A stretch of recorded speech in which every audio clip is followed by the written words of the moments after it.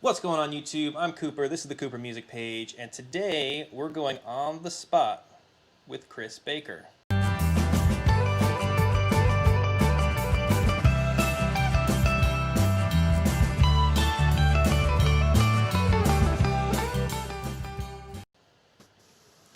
All right, Chris. Hey, what's going on, man?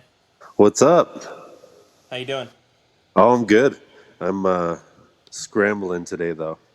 I Good, was good, good. running late on everything, so It's all happy to good. be It's here all with you good. though. Yeah, good to see you. I know it's been a while.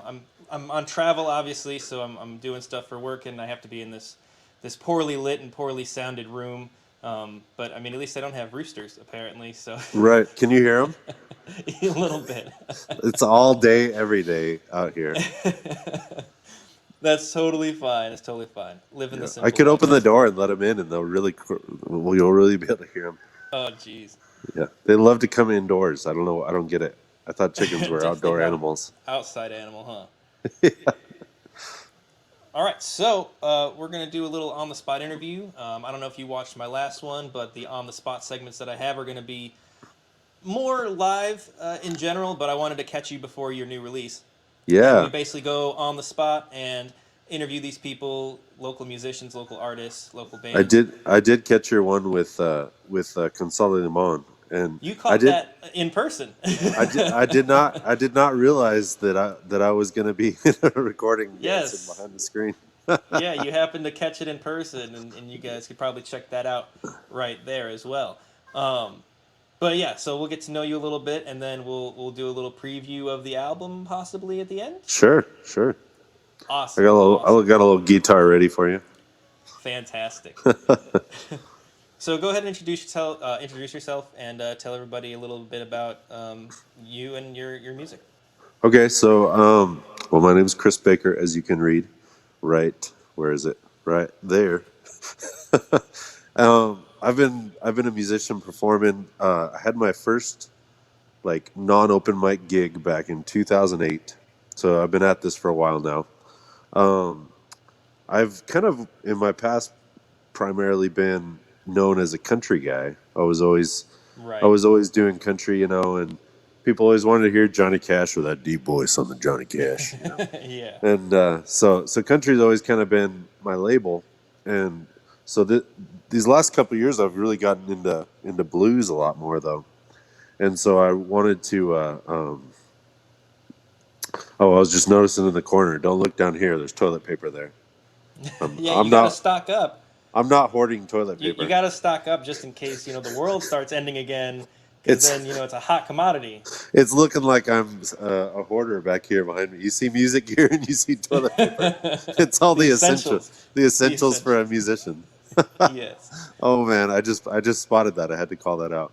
But no, so I've been getting more into blues, and I always had an acoustic guitar in my hand, but I've been trying to go more the electric route, and just the tonal possibilities that you have with the electric guitar are so much more broad, and but kind of the funny thing about this year was that I was talking with I have played with Dave and Tim, and I've had the Chris Baker band also. So Sure. my whole thing this year was um, I was going to get away from all the solo shows, and I was going to start doing a lot more full band stuff, and I was going to start playing a lot more of the blues stuff. I was going to submit to some like blues festivals this year and try to get more into that world. And then the shutdown happened, and all of a sudden we're all at home, and you can't play with a band anymore. And even when we got to like Yeah. somewhat open up, it's these small patios where you're playing solo again. So Yeah. I kind of went Definitely back into that put that on world. the back burner, huh? But the big thing though was at the start with all this live streaming stuff, everybody had to buy, or all musicians, we all bought like recording gear so we could do all the live streams, and make Yeah. it sound halfway decent. And so I bought all this gear, and then one of my friends is going to school out at Full Sail in Orlando, and they're like recording, producing. It's a music school, and so he's learning recording engineering out there, kind of like our friend Daisy Blue did. Yeah. And Xander came from there as well. yeah, Xander Awesome. came from there Awesome as audio well. stuff. Yeah, Yeah. And so my friend Matt, that's there now, he was texting me some software that he'd come across, and the software is instead of spending like thousands of dollars on software and plugins and things like that, it's like a Netflix thing. So you pay monthly for a subscription, and you get all this great, I can't even sing its praises enough, great software to record with. And Interesting. so here I am with like a home studio now, out Well, of that's out of awesome. nowhere. And so And that's I what you need if you're going to keep doing this stuff with all this shutdown stuff going on. You never know how yeah. long that's going to last. And so, but also with that subscription, the monthly subscription, they have online courses on how to use all their software, Uh and huh. also just how to record in general. I mean, they have everything from like basic courses on what compression is. So, like, if you've never heard the word compression in relation to recording, you could go through that course and you'd be an expert at it by the end of it. I mean, Well, that's cool. it's like a 40-hour course or something like that just on compression. And so there's all these Oh, wow. courses. So I dove headfirst, and I mean every single day I was taking classes and teaching myself how to do this stuff. And then I was just sort of recording. I did a couple covers that I recorded. I just put one of them out this week for the song Layla by Eric Clapton. Oh, That was yep. I checked that out. Yep. that was one of the very first ones that I had done at the start of this year, actually back in March.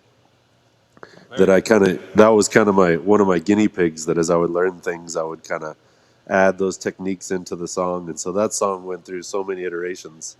But then all of a sudden Yeah. here I am. I started recording some of the originals, the blues stuff that I've been working on. And Yeah. then I kind of turned around and I'm like, well crap, I have like 5 songs recorded now of my stuff. Like if I just put a Might little as bit well more make an album. if I put a. little bit more work in, I could get an album here. And I was Yeah, yeah. actually only going to do the 5 songs, and then kind of I went on a hike one day actually, and I got home from the hike, and just like 2 songs appeared, and so the album ended up with 7 because of that hike. Sweet. So that's That's kind of awesome. Those cool are how always the that best worked that out. just kind of come out of nowhere. Yeah, and it was just a good day because I had gone up to a place called Achenbach Canyon, and it's up in the Oregons. It's kind of a lesser traveled one, but there's been an oryx at the time. There was an oryx that kept being spotted up on that trail, so I went out searching for it. So I ended up on this hike that's normally like a 4 or 5 mile hike that I turned into like a 7 or 8 mile hike, and because I was out searching for this oryx, I wanted to see it, As you and do, because didn't we just climb like a mountain on the hike? We didn't have to, but we we went up didn't like have the to, but side of we a did. mountain That's what for I no do. reason. That's what I do. Yeah. But yeah, so and I got home and I was just like, I got motivated to write, and 2 songs came out of that, and so I ended up with 7 on the album. And I feel like it's just this whole different sound that I've like found between like the classes and these new techniques that I've learned, but also just like I've always used other musicians on every other album that I've recorded. I've Yeah. always had somebody play bass for me, or had somebody, doing keyboard, and I have actually done very little lead guitar work on a lot of my older albums. Right, And right. so this is the first time that it's like you're hearing me because I recorded everything. Yeah, yeah. So everything, all of the drums and bass and percussion, everything is just. It's everything's me. So my friend Tim McKellar, he came and did some high vocals that I couldn't reach with my deep voice. And my dad actually came and did some trumpet too, and so that was pretty cool. I kind of Oh, forced him awesome. into it. He used to be a pretty renowned trumpet player in Albuquerque. He did all the circuits up there when he was in college. He did a little bit of stuff with like the Philharmonic up there and stuff, but he claims he doesn't remember any of it. But I think his parts ended up sounding great, and so it was cool having some trumpet. That was a first for me, having some brass in there. Right. So, with the new album talk, what's it called, and when is it going to be released? Very soon, we're like Let me see. we're like right there. So it is called. Maybe I'll pull up a little thing here. It's called Bourbon on the Rocks, and it's going to be out December 11th. and I'll be doing a release party, which is really cool. I didn't think it was going to happen. But Yeah, everything just shut down again, but I guess it opened up enough to where they were able to allow that.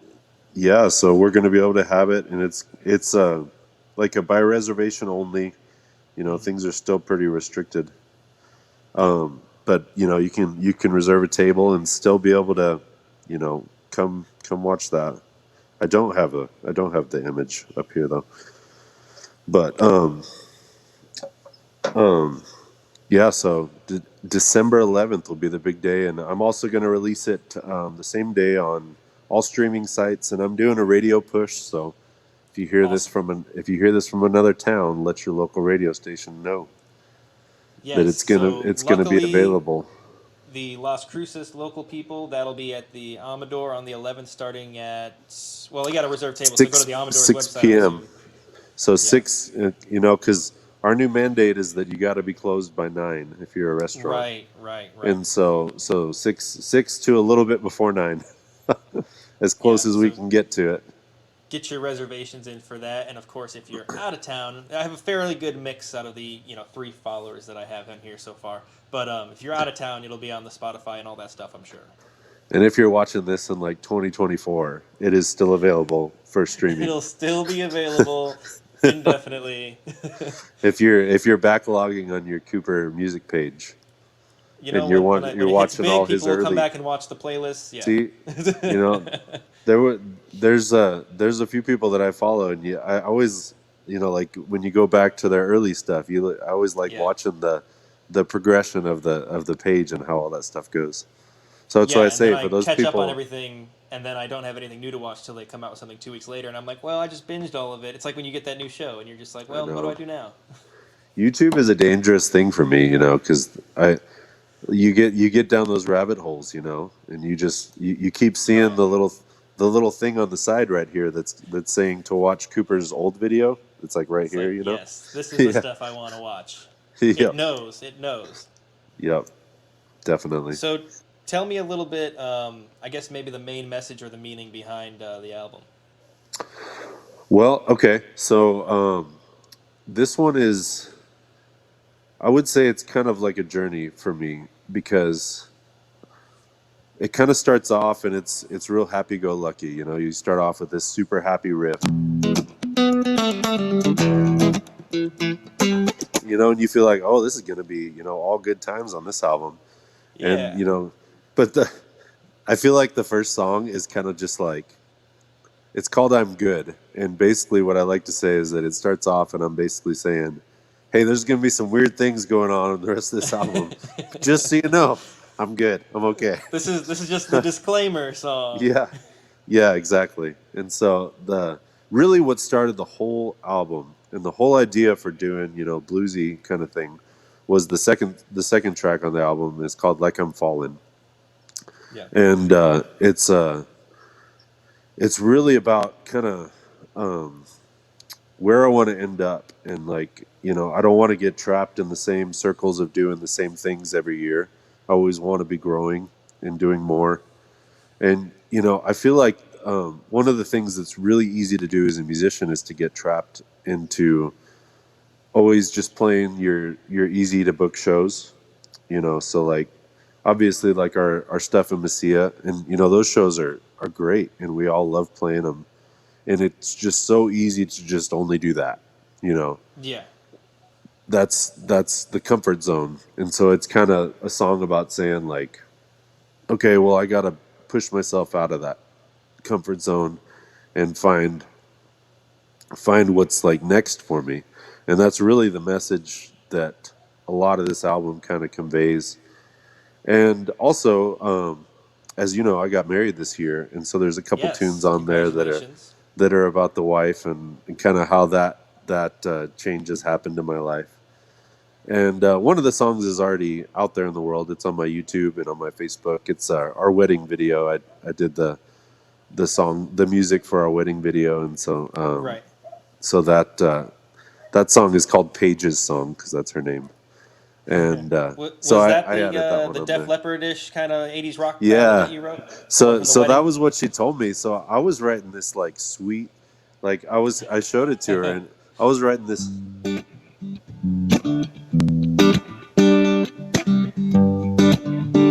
this kind of like almost like John Mayerish kind of sweet like love song thing. Yeah. You're And being in your feelings about it.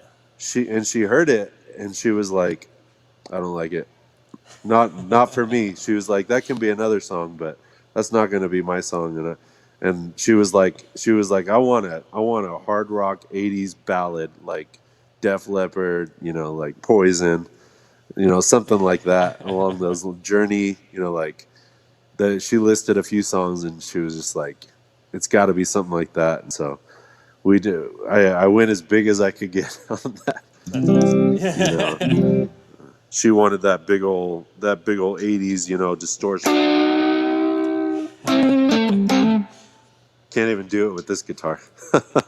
Nice. But yeah, so that one's like a whole different one. But then there's also another song on there that totally is going to throw everybody off, and it's also available already on the YouTube. And I kind of just threw it at the end because I just wanted it to be out there in the world because I worked on it back in April. So our mutual friend Julian, Julian Alexander, Sure. Yeah. as he calls himself as a rapper, Julian LP. He was stuck. We're all stuck at home back in April, and him and I used to always. We both are frequent. We both like to work over at Beck's coffee shop. So like if I'm working on stuff on the computer, and I just need to get out of the house for a while, I used to live right next to there, nearby to Beck's Coffee in Las Cruces, and I'd always see Julian there, and so we'd spend a lot of afternoons together, and we wouldn't talk a ton because we'd both be working on things, but I'd usually just go sit down at the table by him, and we'd kind of chat on the side, and we always said like, God, it'd be so cool to write a song together, like just see what we could come up with, and so back in April we're all stuck at home in the fiercest part of the shutdown, and I messaged Julian. I was like, are you like doing anything? Like, what are you working on right now? And he was like, I can't do anything right now. He was like, Yeah, the answer is no. Like, I'm not doing anything. Yeah. And so I told him, I was like, let's write a freaking song, and I had this chorus that was just like never going anywhere for me. And it was just like this, like, pretty simple beat, and I kind of heard it as like a rock kind of song, but it could go pop or something like that. And so I just recorded a basic little thing of it, and then it was just the same chords all the way through. I played it opposite last time. There we go. That's what it is. But this so Justin Chris Baker doesn't know his own songs. Exactly. And so I get that all the time. So I just sent him a loop so I recorded the chorus, and then I just sent him a loop of the progression going. Just super simple thing, and he sends me a verse, and he was like, I don't know, you think we got anything there? And we ended up with this like psycho crazy ex-boyfriend thing, and he goes into these like Shakespearean and like Edgar Allan Poe references, and it's cool. And by the end of it, we're both just like psychos, and so it's just this totally crazy ex-boyfriend. I don't even know the genre. You could call it pop, you could call it rap, R&B. I don't even know. It's just the most random thing ever, and I love it. It transcends all knowledge of what a classical genre is. It was just it's got a lot of elements to it, because I kept thinking, well, I got to have some like synth kind of sounds, and then I was sitting there learning about arpeggiators, and like automatic ones or. Yeah, and so I'm going through all these arpeggiator settings on my software, and I find this one. It's like and I was like, I don't even know what this is, but I freaking love it. And it sounds like this like R2D2 kind of thing, And I'm just like, just throw it in there. I don't even know how I'm going to use this, but I'm going to find a way. And it made it. It made the final cut. It made it in there. And so, nice. But that's the two that kind of transcend away from the blues genre of this whole thing. Is Paige's song, and that one's called Ghost, and that's the final one. It just kind of leaves people like, wait a minute, where'd that come from? I thought he just said he was good. He's not good, clearly. No, and it's like that sometimes. So tell me if you feel the same way. But I'll write songs, and sure, some of them have meaning or about my experience in life. But other times, some things are just things that I think about or things that I think other people experience, and I kind of vicariously live through that and make it into something else. Yeah, well, and I don't know if I would have ended up with the song that it ended up with if it wasn't for Julian, because Sure. Yeah. we just had so many fun conversations back and forth. Because he kept asking me, because at first we were like, let's write a serious, like, emotional song, and then because it ended up with this kind of fun beat. It's got this like fun beat to it. But I think the Yeah. first iteration that I sent him, I was like,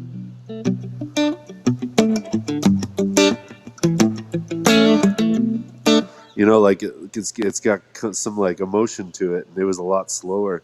But yeah, so we kind of just kept talking, and it was like, well, we could go serious, or we could go just like this super psycho route. And every conversation we had, we're like, it's got to be the crazy dude. And then I wrote this line because I rap in the bridge, Oh and, yeah, and yeah, at yeah. the very end of it, I'm like going through this whole um, like I'm rambling almost at the start of the bridge, and then Uh it's huh. like it's like I got interrupted, and I'm like, wait, what'd you just say? I'm not crazy, you're crazy, and then I get all like angry, and then the whole song like pauses, like, oh, this guy's a psycho, and It's then like maybe this Julian. guy's crazy. And then Julian erupts in the like just best verse of the whole song, and it's where he just goes off the deep end of it, and he goes crazy. And he tells me too. He calls me the day after he sent me all the recordings that he caught one of his next door neighbor in the apartment he was in. They were both, I think, leaving their apartment at the same time, and they catch eyes, and they like caught eyes with him, and then they zoomed away.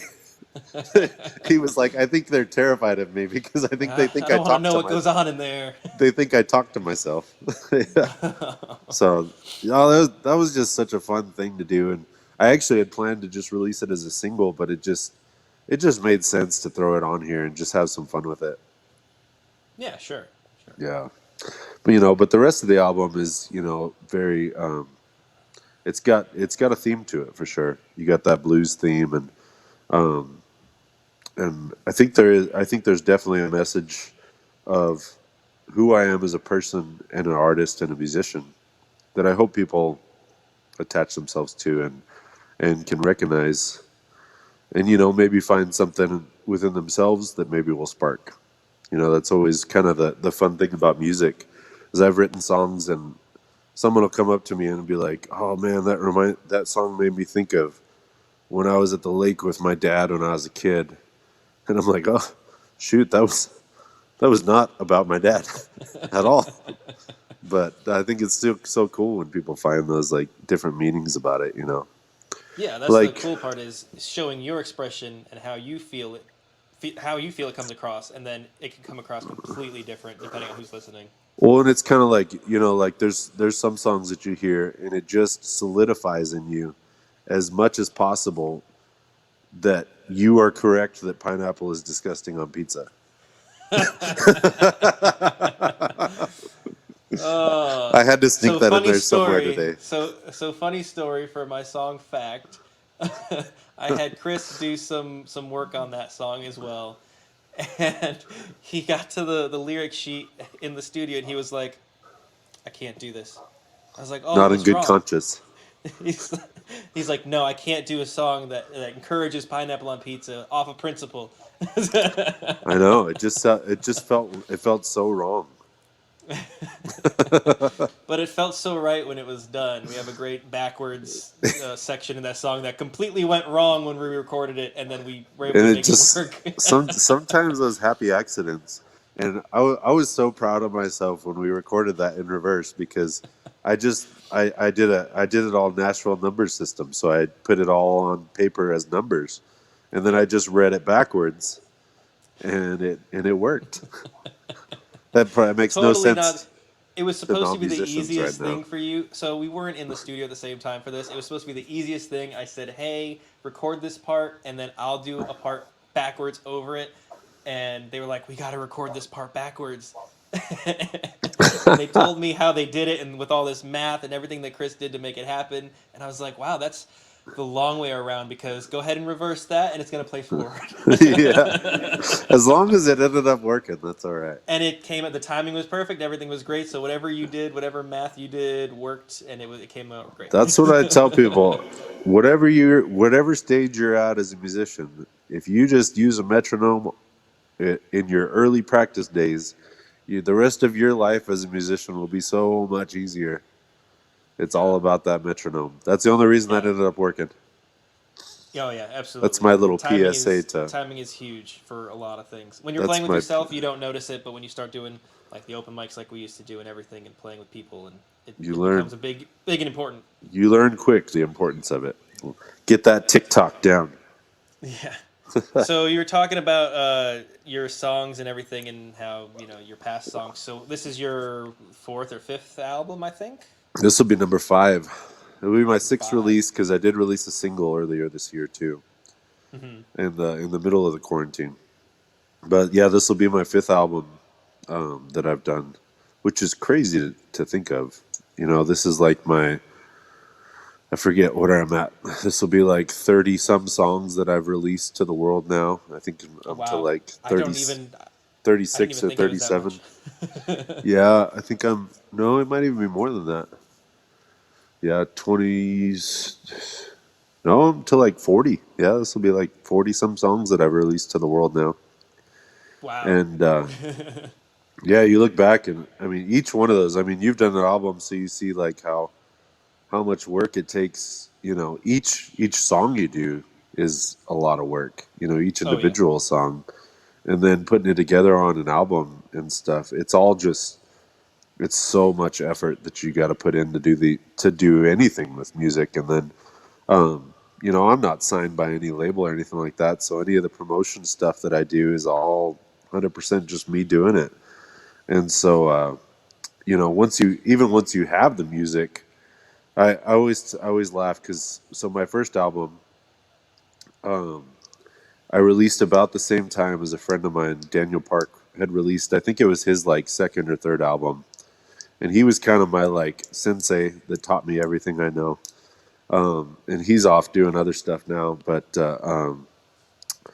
we talked about it when I was releasing my very first CD, and it's like, so you do all this work and you make a CD, and you get it in your hand, you get your very first CD, and you're just like, okay, well, now what? you know because there's no guideline, there's nobody sitting there telling you, all right, now in order to get on the radio you do this, and because there's a million things you can do with your music these days. Yeah. There's The people that are, access is there. yeah, there's people that you and I have never heard of that make a great living on music, and they're not on any mainstream stuff, and they're not on any labels. There's just so many routes you can take. You can get into the like Spotify curating, or you can do indie radio pushes, or there's so many things you can go on tour. Probably not this year, Yeah, but no, this year's shot for tours. for touring, This yeah. is definitely one of the years that you're not going to be making the bank on tour. Yeah, but my hope is that at some point next year that I'll be able to get on the road again. It's been a while since I've done much travel, but hopefully I'll be able to get out there and do a little bit of a push with the album. And I'm definitely going to be my focus right now has been doing my own radio pushes. It's great because we have Zia Country here that'll Yeah. play local acts. So they're doing a premiere at 2:30 Mountain Time on December 11th. They're going to premiere one of the songs off the new album. And so the good part about that is that when you're sending it to other stations, it's already got some spins. Yeah, And so it so gives you it's, that, oh, okay. yeah, so like they say, okay, well, at least somebody's played this on the radio. It can't be that bad. Yeah, it's not completely brand new. Yeah. And so it helps. And the the best most successful one I've had to date is off my last album, a song called Fly. That one got out there pretty regionally. Yeah. Yeah. and that one was pretty cool. Just just to see. I got on some like college radio throughout the U.S. and randomly some station in Lithuania has been playing one of my So, albums from do you check the 2015. Spotify map thing? No, I use a third party. Every now and then I'll get on my Okay. Spotify thing, but a lot of times use my third party just because I can see everything. Like I can see on like Apple Music and Total everything. Yeah. yeah, and so that it's kind of nice to see sometimes. I try to not put a whole lot of stock in that, because streaming is never going to make you a ton of money until you're getting No. like tens of millions of plays, and then you might be making some money. Yeah. But it's really to me just about growing that audience. Um, and a lot of times when I travel, I always say the biggest thing is to make personal relationships with people that you don't want to play shows and be like, you're my fans. Like, I don't know. I've always hated that word, fans, because I don't feel like I've done anything to deserve like Right. what I consider as fans. Like, I try to make as many personal relationships as I can with people, and I just feel like that's more lasting because what was the book? There was a book that I had read, and it was like the having 100 true fans, and I think that's what it was. And it was like have 100 true fans that'll spend $100 on you every year, or something like that, and then you'll have made it. You'll be able to make enough money to. And I can't remember if it was 100 or 1,000. I don't know, but it was like get true fans that will buy every shirt you make, every CD you make, and that's really where I have pushed my own like career in music is to make personal relationships with as many people that you know can connect with my music. And I'd rather have, I always say, because I've played pretty big events. I've played for like Sure. 15,000 people and stuff, and gotten to do I'd say these. Country Music Fest is a pretty big deal, but that's Las Cruces. What? Yeah, pretty Yeah, big still. well, that event is no more now, but yeah, Yeah, that's true. that's been a great one to be able to play to big crowds. And I've done a lot of big things down in like bigger events like in El Paso and stuff. But I say the best shows that I've ever had. Like, I have some friends. There's like a group of people that I call them my friends now because I've known them for so long now. But there's like maybe a dozen or so of them. And anytime I go up to the brewery in Cloudcroft, they always want to hear nothing but originals. And you look out to a Yeah. crowd. You look out to a crowd of maybe there's 40, 50 people out there, and I play my song "Fly," and half of them out there are singing along. You see their mouth moving to the words that I wrote, and that to me matters so much more than playing to a big crowd. Or like I'd rather connect with people than have this huge like notoriety. You know, Sure. I've always wanted to just be authentic to who and what I am, and also knowing my own capabilities and where my limitations lie. Being honest with yourself. Yeah, that's a good thing. Those are good qualities to have and strive for. Yeah, and I think just always work though. Always try to better yourself. I think that's one thing that I've learned from almost every person that I've opened for through the years. I'll open for somebody who I think has like made it, Like I The look at big them I names. look at them and I'm like, "Oh man, like if I could just get to where they are, I'd have it made and I'd be happy." But then I open for them and we're like backstage in the tent chatting, and they're sitting there explaining to me the huge plans they have for next year, and they feel like next year is going to be their year that they really things are going to kick off for them. And I'm sitting there It's a like never-ending cycle. I'm sitting there like this local musician, like, well, crap, like this show I'm at right now is like the pinnacle of my year, you know. And So that so, actually leads me into a question from later down the line, but I'll go ahead and ask it now. So yeah, it's more of an objective question for yourself. when did you feel like you made it? And I know that that's a poorly worded question because if you're like me, you'll probably never feel like you made it. And it sounds like from what you're saying, a I lot of people don't feel that way in general. But you know what I mean? Like when did you know you made that bigger step? Okay, so the only thing that I will say for made it, because I'm gonna follow this up. So this is a little, but so I will say that for made it is that when I didn't need to have a full time job to pay my bills, when music was Hmm. enough to pay to keep a roof over my head. You know, I've never been like wealthy because of music, but I've always been able to pay my bills and keep a roof over my head. And I would say the year that I first realized that I didn't have to supplement my income was when I felt like I've put in enough work to, and I would say that's like a tier, you know, like I don't think you like ever have made it. Right. Um, there's a great podcast out there. It's called Made It in Music, and they do so many interviews with people, and it's great because nobody they ever interview feels like they have made it in music. And I hope that Yeah. so the second part of that answer is that I really hope that I never feel like I've made it. I hope that I hope that I never get to a point on guitar that I'm like, this is it. I'm a master now.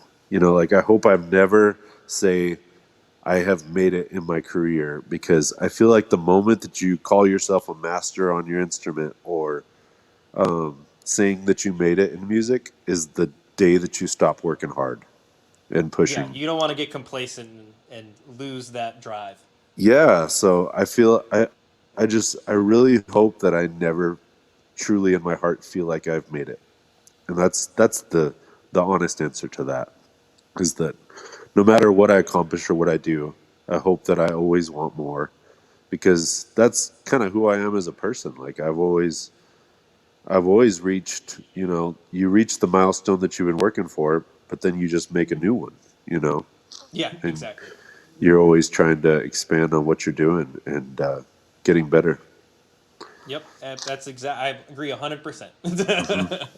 I think you've been inspiring for that too, because just since I've known you, you're like I remember you first coming out to open mics, and like there was nerves there, like obvious nerves, you know, and like I've watched how much you've improved, and I know that doesn't just happen. That happens from sitting there and working your butt off. You know, like you know, you don't just go from strumming chords to playing lead stuff just haphazardly. You know, like you have to sit there and Yeah. get guitar doesn't give you anything. Guitar always makes you feel like an idiot when you're learning new things. It's a big noise stick and it won't do anything right until you make it do something right. Until you, yeah, and these four dumb things right here attached to your hand, they're idiots that you have to force into doing things that you want them to do. That's Yeah, one well, I thing that I've appreciate learned. that. I worked. I'll say that I'll never stop working. Similar to what you said, but there was definitely like a big portion of when I first started where I just grinded the hell out of the guitar, and then now everything that I learn is okay. I have time to learn something new. I'm always going to learn something new, but it's not that big push. 24/7, like 4 or 5 hours a day, every day for however Yeah, long.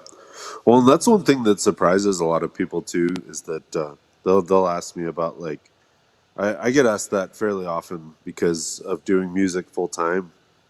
People ask, well, what do you fill your days with? You know, like what do you do when you're not playing music out live?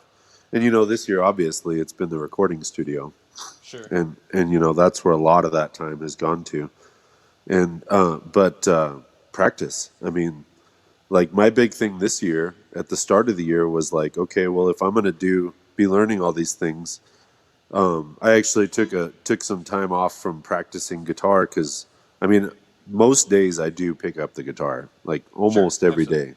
I try to But pick it up at least once a day. Yeah. yeah, but for a while there, especially in like the late spring and early summer, I was only playing bass every day. I was forcing myself to just play bass because I needed to get good enough to do my own parts, you know, on the Yeah. recordings. And I actually, so I think I sold four of my guitars this year. and because I wanted to do this like less is more kind of thing. So I sold four of my guitars, and I bought this Strat because I really wanted just a good Strat, because I've always just wanted a good American Strat, you know. And I've got no regrets. I freaking love this thing. You don't need an But excuse to buy a guitar. yeah, but I also finally bought like a legit bass too, and that was the other thing that I really wanted to do, because I had an older bass that I've done stuff with, and like when I did work with you, I was using Abby's basses. You know, like mine was Yeah. okay, but hers sounded better because hers is a more legit kind of. But so I bought a good bass, and I actually forced myself to only do that in piano. So if I was practicing, I was only doing bass or piano. And my hands are so stupid on the piano. It's so frustrating, but I really I know it's if you're going to record yourself, it's absolutely necessary, because if you do anything with MIDI plugins, you have to play piano. You know, it doesn't Yep. matter if you don't want to, you have to. Like You could it's spend a bunch just of money on like the jam stick, MIDI guitar controller thing, but I think that's kind of a waste of it's money. not going to sound like it's not going to sound like it should, Yeah. though. Yeah, in my opinion at least, because to have those full chords and the fullness that you know, even if you just want piano in there, like I've got piano in a few, and I did some piano solos on Paige's song on the new album, and it was a grind, and it was getting that hand to move as fast as it'll move, because we're used to that left hand being the melody, as a Yeah. guitar player. I'm backwards right now with this camera, but on the piano, your right hand is all the melody generally, and so it's like it was a grind, but I forced myself to do it because I wanted to get better, and I still feel like I'm a terrible piano player, but and I would never it it would take a lot of practice before I would play those solos live in person that I would trust myself to pull it off, Yeah. But that's where a lot of my focus was, and the funny part about that, though, and all that time that I spent on that, was that I fell in love with playing bass. I never had really put the actual time and effort into bass, and I've realized this year that I love it. Like I could even see myself, in the future, touring with a band as a bass player, because I just got to the point to where I had so much fun with the rhythmic side of it, and finding patterns with drum patterns where everything syncopates, and there's just like a beauty to it. And I feel like going from guitar to bass, being like a lead guitar player, you can take a lot of those techniques, but then you also find that like the spaces that it can live too. And so that was kind of a revelation that I wasn't expecting this year, was that, Of course, if you do that, you would have to change your name to Chris Baser. oh, there we go. And I'd have to look bored all the time playing. You see that? Have you seen that video where it's a bunch of bass player, the guy from Blink 182 is running the meeting, No. and he's like, we all got to stop looking bored, and it's got all these clips of bass players looking super bored on stage. So I'm like, well, at least I wouldn't have to be the front man with all the energy. I could just be back there. Yeah. Or yeah, like Tim sleeping on the amp with the bass. Yeah, But exactly, he's plugging along in time. Everything's great. exactly. So But yeah, so that was five that was a big albums. unexpected thing. That's good. Yeah. 5 albums, over 40 songs released. What has inspired you, or what's been a consistent inspiration, if there has been something consistent, or have you just been changing it up ever since and growing as your own No, I kind of would thing? say, like I always kind of talk about it when I'm playing my originals live, is that you know I wouldn't say that I'm much of like the storyteller type with my songwriting here, or the type that like tells other people's stories or explains other people's emotions. I would say that my music has always been inspired by things that have happened in my own life. I've never really been able to write. There's a few songs that I've written, like Ghost with Julian, and I've got a couple other like fun ones that I've done through the years, but most of my music has been because of things that have happened to me. personally, and I feel like that's where a lot of the authenticity has come from for me that I've tried to portray, at least, just to be a real human being. That was one thing that I learned really early on, because some of my early shows, I'd show up, and you play that G chord and be like, "Sup, everybody? My name's Chris Baker. Nice to be out. Nice to be out here today. It's good to have you out here. Like, we're gonna play some music for you. It's gonna be a good night."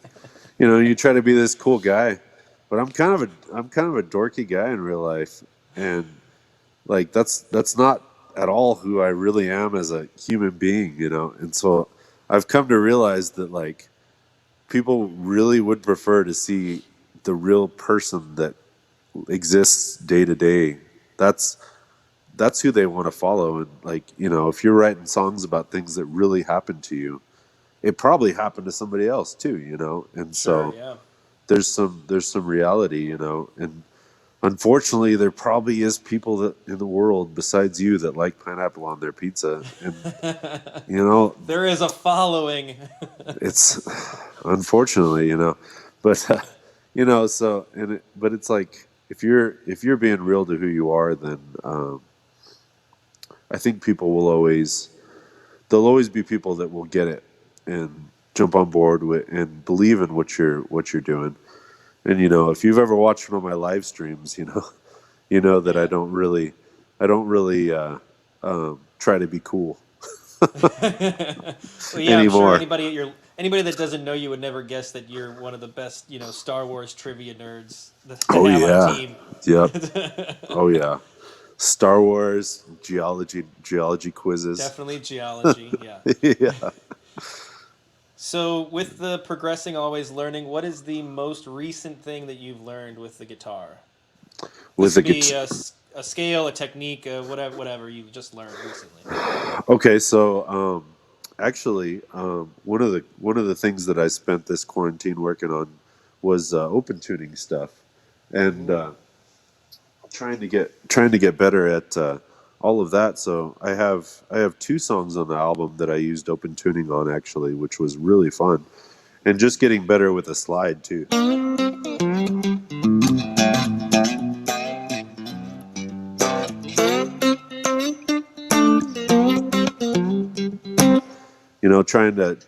Trying to broaden my horizons a little bit. Yeah. And so some of the open tuning. I mean, I'm in standard now, but just trying.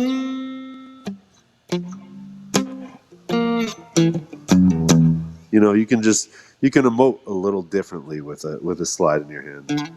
Sure.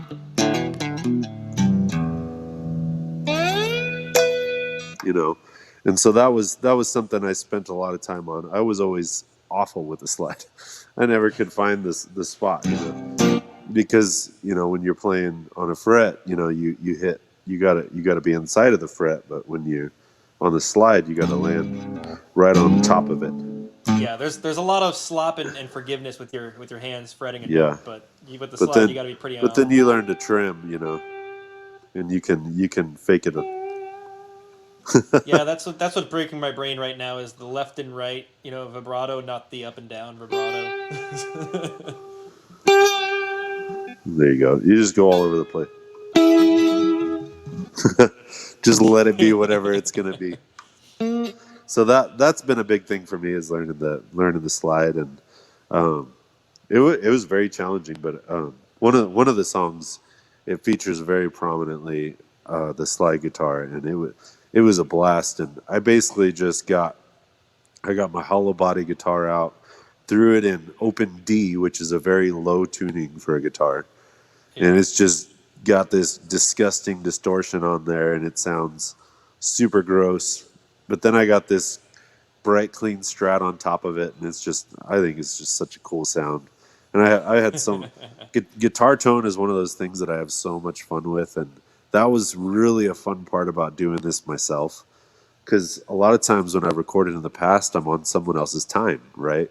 And even if they're not charging me by the hour or whatever the deal ends up being, I always felt like whatever you do, you got to do it quick, because I'm on this person's time. Either I'm paying by the hour or I'm like taking up their free time, you know, like, and so, but being able to do this album, I was able to say, okay, well, like, you know, this distortion sounds cool, you know, but does it sound better than this distortion?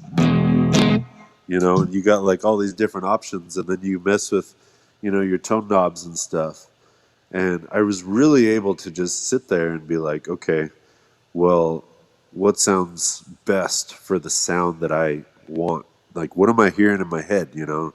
Not Yeah. just, okay, well, there's distortion, let's call it good. It's like, well, let's find the best sound for this song. And, you know, not being on anybody else's time or on anybody else's dime, I was able to sit there and find the sounds that I really wanted. And, you know, I'd try it on 2 or 3 different guitars and say, okay, well, this guitar I've got more brightness. This guitar I've got a lot thicker, warmer sound. This guitar maybe has a nice like chime to it or something like that. So what of those 3 sounds do I want on this song? You know, in You really particular. get to dive into the specifics of each sound and what you want. Yeah, and so that I feel like that's really what has um, given me like the sound that I ended up with on this album was being able to take the time on the guitar tone.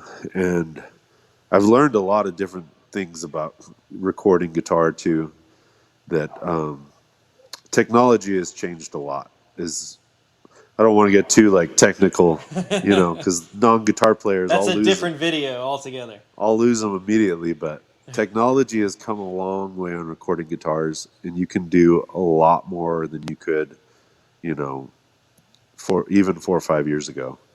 That there's some techniques out there these days that you can get some sweet sounds out of, and Yeah. you know, and then I would pair that with bass tones. Recording bass is like literally my favorite instrument to record now because you can tone shape your entire song based on your bass tones. Yeah. And I learned a lot about that. I always just thought it was just the low stuff, you know. Doesn't matter. It's as long as it's low, it's good, you know. But I've learned so much, you know, that can really shape the sound, and I feel like that's where if you hear a sound in this album, I think it's really the bass that's like shaping that. You know, the guitars are doing some fun and awesome things, but that I feel like that bass is really rounding out this album. Well, rhythm is always the backbone, in my opinion. Yeah. Well, and that was really a lot of my early interest on guitar. I didn't learn lead guitar stuff for years because I some of the early stuff that I learned like was I loved like Dave Matthews and like John Mayer.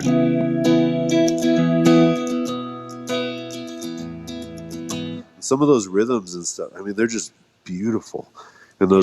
those strumming patterns. You know, like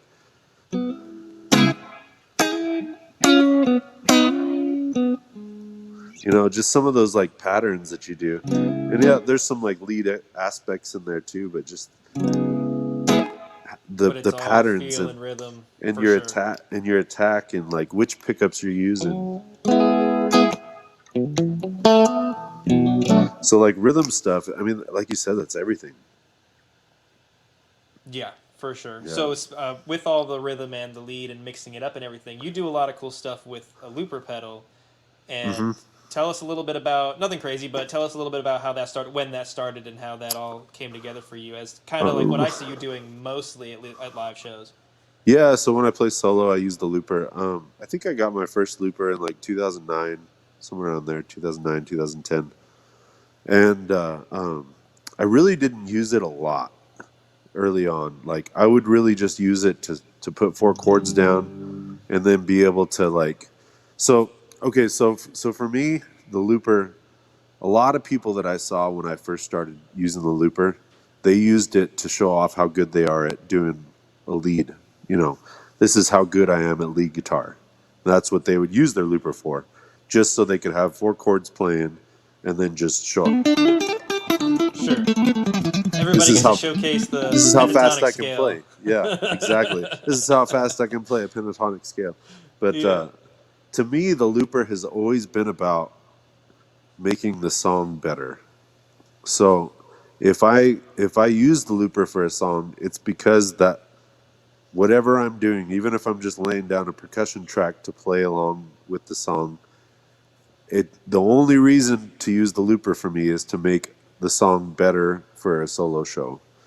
Like I never wanted to use it as a show off tool or, as a basic little like backbeat kind of thing or anything like that. It was always about building a good song and creating something right there on the spot too that Yeah. is a big full sound, and It makes it more that personal. Anybody can press the play this beat button, yeah. but when you do it in front of them and that kind of stuff, it hits home.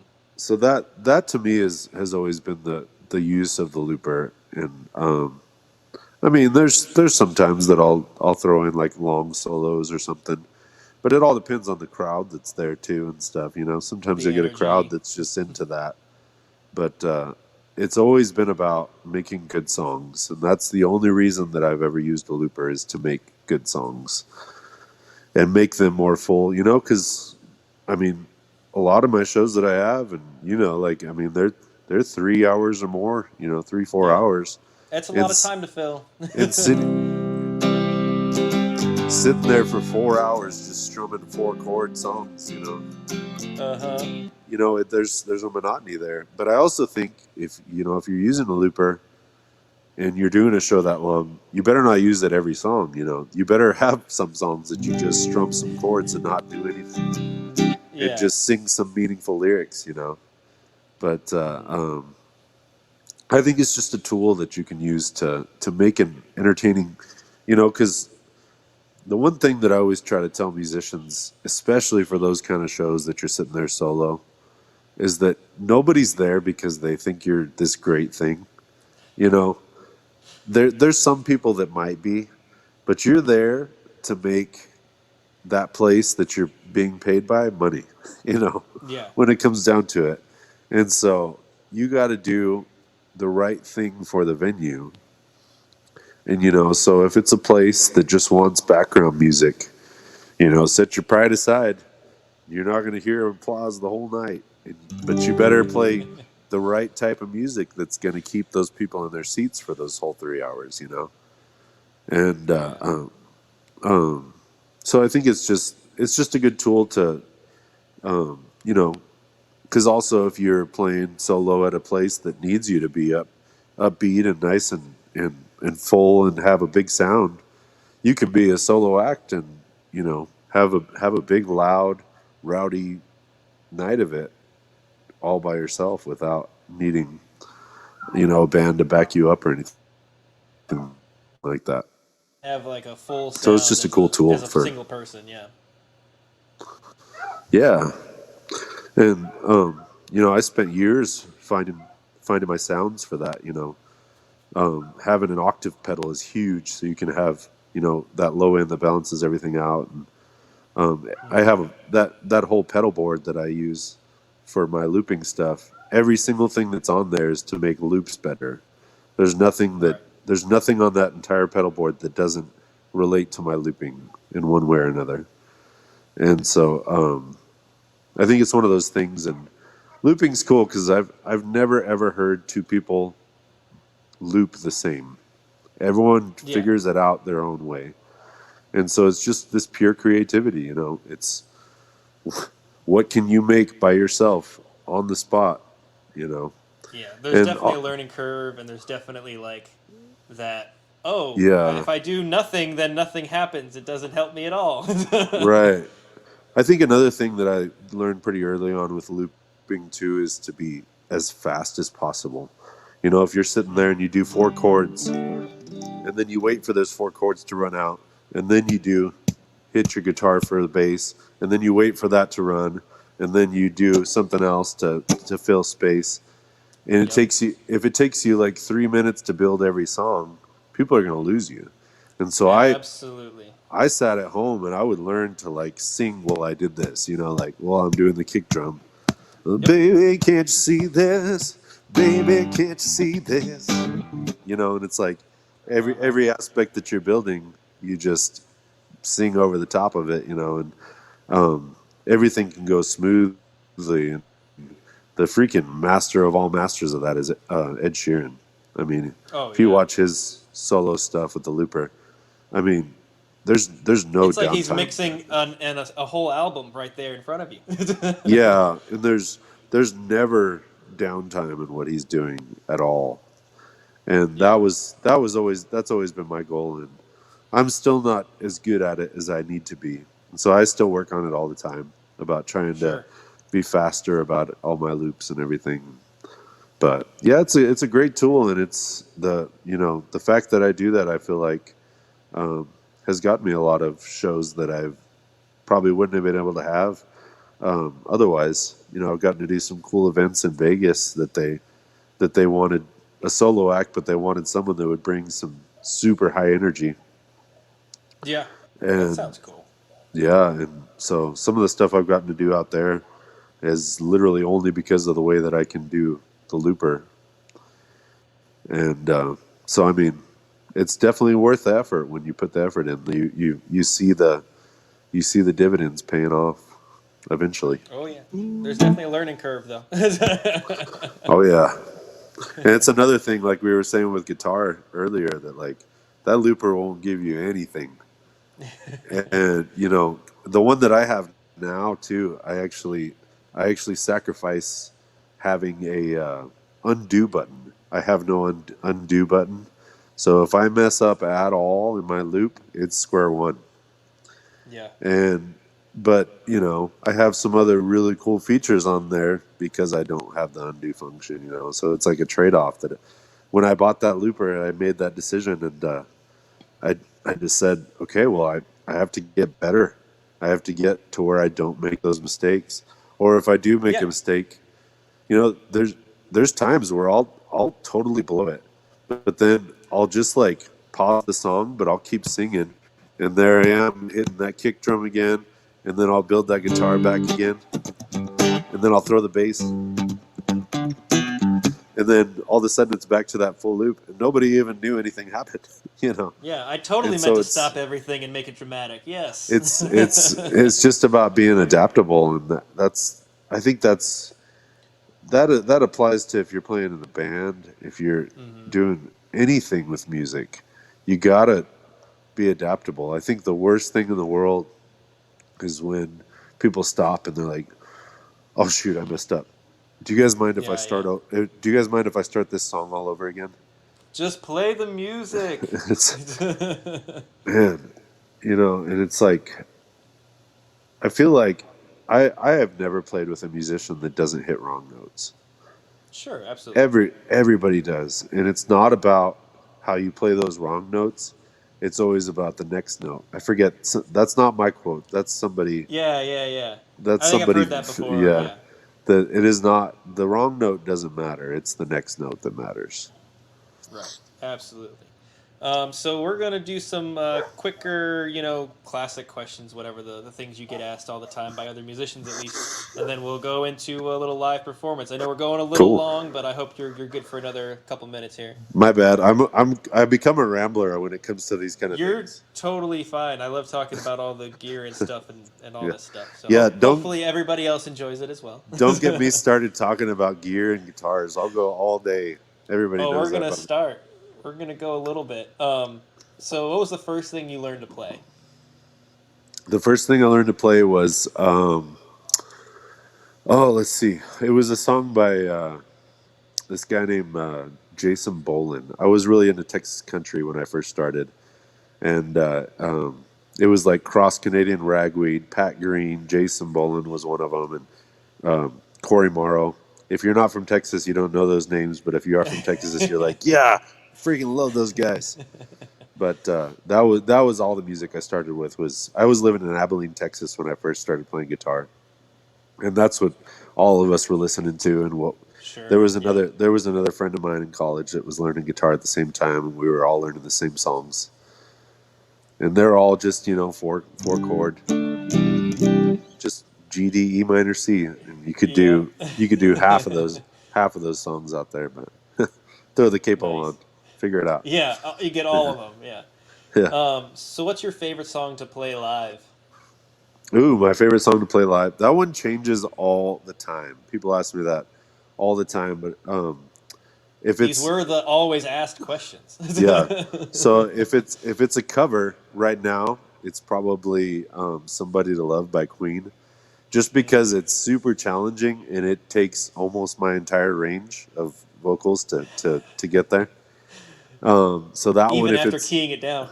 yeah, so if it's a cover, it's that one, and if it's a original, when I'm solo, if I'm solo by myself, it's probably "Bourbon on the Rocks," and if it's with a band, it's probably "Like I'm Falling" off the new album. Okay, very cool. Yeah. What songs or what song is on your do not play list? You know that list at your shows that when somebody wants it, you're like, nope, I don't do that song. Anything by Luke Bryan or what came anything Luke Bryan or Kane Kane Brown. Brown. I won't I won't do it, and I'll literally tell people I'll play dang near anything. Like I I've played seen you play Backstreet Boys and all that stuff.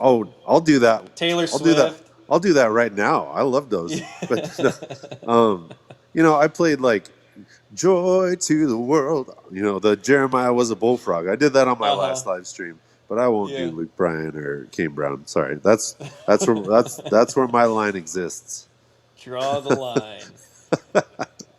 Out of all the musicians that you know of, or live or dead, who would you want to collaborate with the most?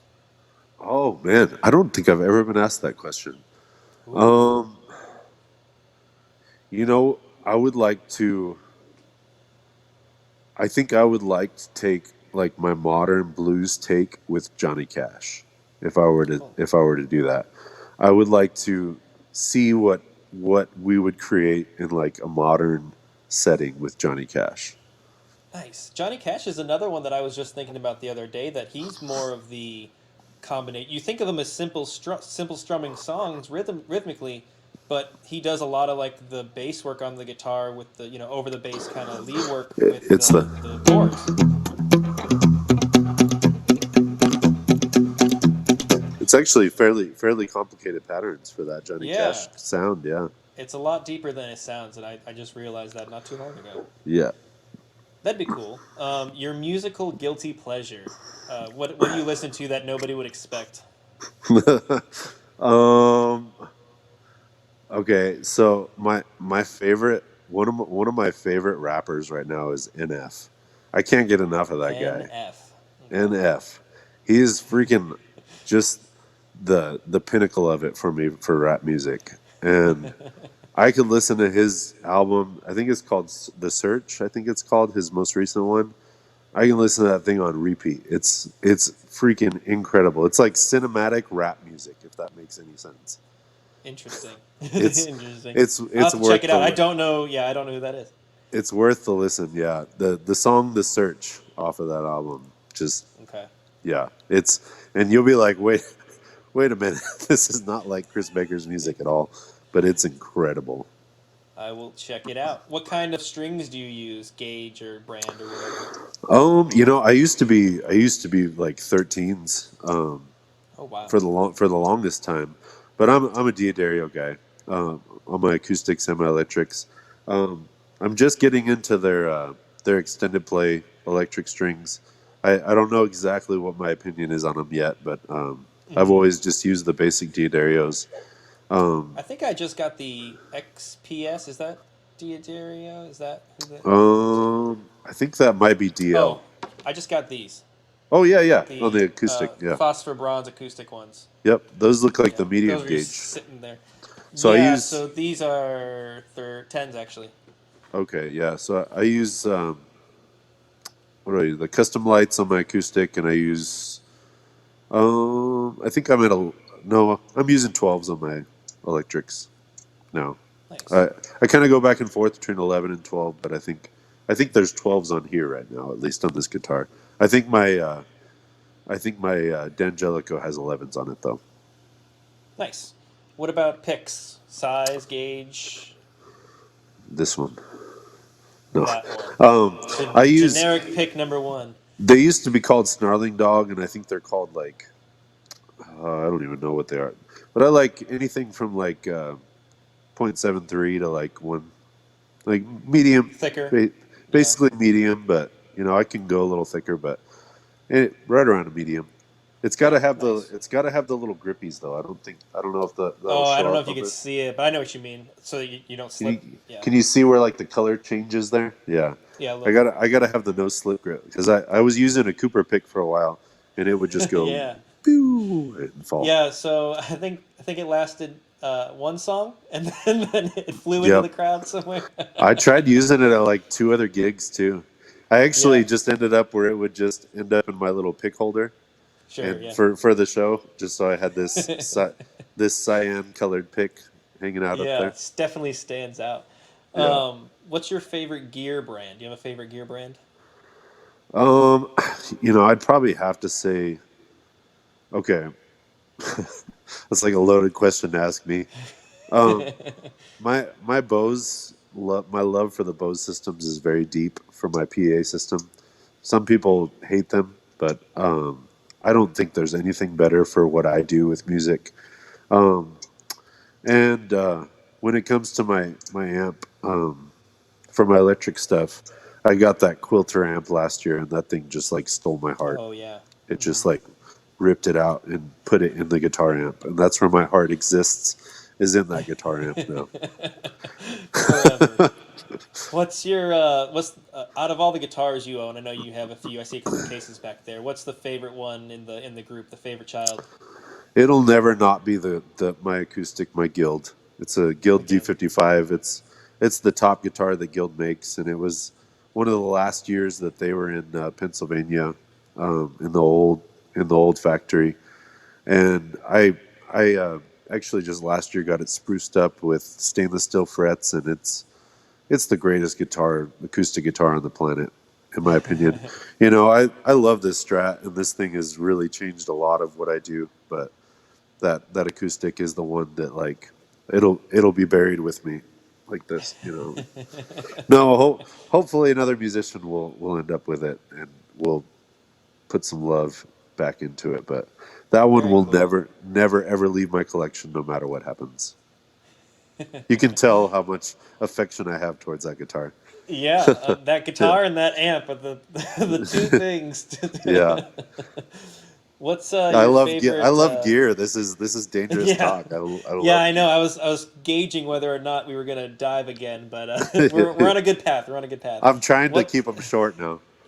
what's your favorite or go-to, I should say, improvisational? Like if you're trying to do something on the fly, what's your go-to? Like your brain defaults to it. Oh, like just like a little riff or something like that. Yeah, yeah. Yeah. I don't know. I have like a few of them, but it's probably just like a. I like to call it your thinking riff. Like if you're doing it so muscle memory that you can think of other things to go It's afterwards. probably something like a blues.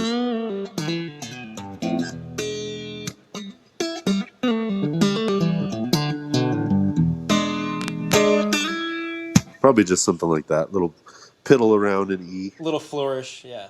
Yeah. Gives you a little time, little break there. Yeah. Do you have any pre-show rituals or superstitions? I used to. So Yeah. when I first started playing, I had to drink a Arizona green tea before I played, and I every show I played for like, God, like probably first 4 years that I played, I drank an Arizona green tea before my show. But now, no, I don't. I just show up and start singing. There you go. Um, are you red or green? Usually red, but like I mean, if we're talking enchiladas, it's definitely red. But if we're talking a burger, I mean, green chili cheeseburger. Come Green on now. chili's on everything. It's hard not to say green over there in New Mexico. It's Um, basically like I feel like a lot of people are the same way. It's like enchiladas are red, but like freaking everything else. I I got personally green. do the green enchiladas, but yeah, I got green in my pasta. Come on now, like everything, everything. yeah. Um, what's your favorite non-music related hobby? Um, Probably ride my motorcycle. I would say that's a really good like just emptying my mind. Hop on the motorcycle, go on a hike. I would say something like that. Yeah. Okay. So remember, release show is Friday the. Oh, I'm sorry, is that Thursday? Thursday That the is a 11th? Oh, Friday. Friday. I'm mixing it up now. Friday the 11th of December at Amador. Get your seats ahead of time. It starts at 6 ish, somewhere around there. Yeah, around Um, 6. where can people find you to follow you on the social medias and your music? I'm just Chris Baker Music on everything, Facebook, Instagram. I think there's a Twitter out there that hasn't been used in years, but YouTube, all that I stuff. It's don't just get Twitter, yeah. Chris Baker Music. Chris Yep, Baker makes Music it nice and everywhere. easy everywhere. All right. So without further ado, if you're ready, go ahead and subscribe to me for more videos, and go ahead and check out Chris Baker's new song here from one of his songs from his album here, and that'll be it. All right. Well, I'll just throw the title track since I said it's my favorite one to do solo. Perfect.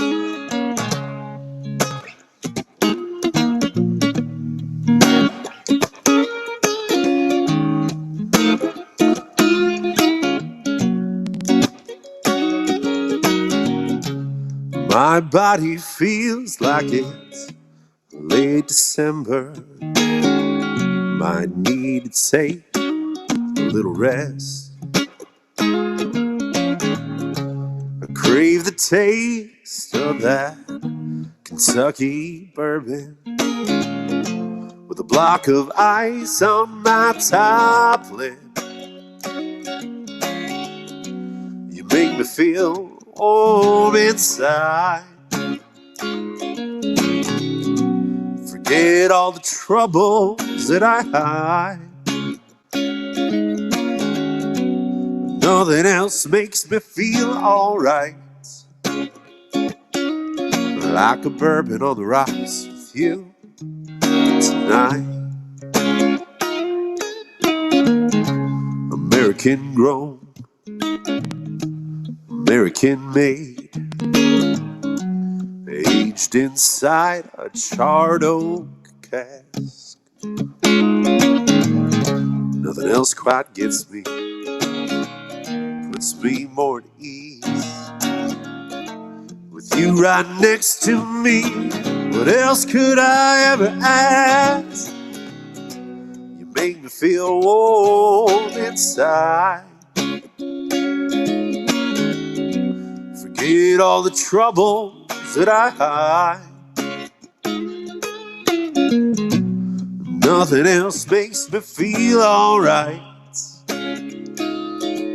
Like a bourbon on the rocks with you tonight.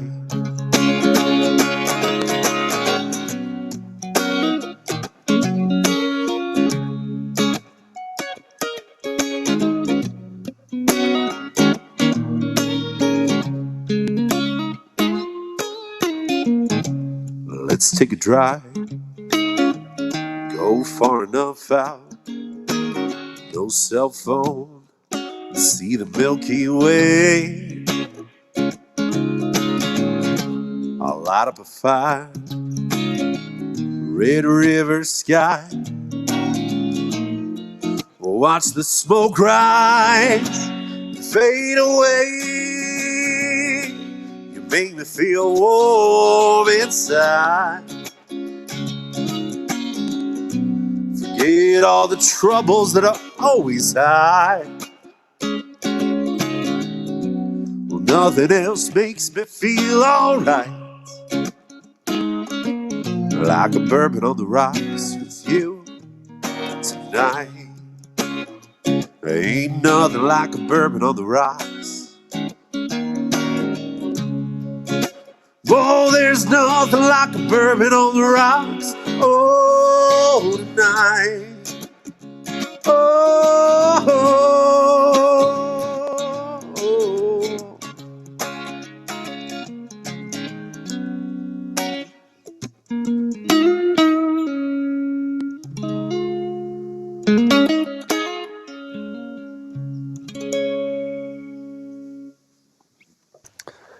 Awesome.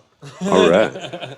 Awesome. Well, thank you, Chris, for being here with me. Thank you for the song, and go check them out everywhere. December 11th, Bourbon on the Rocks. Thank you. Thanks for having me. Yeah, no problem, man.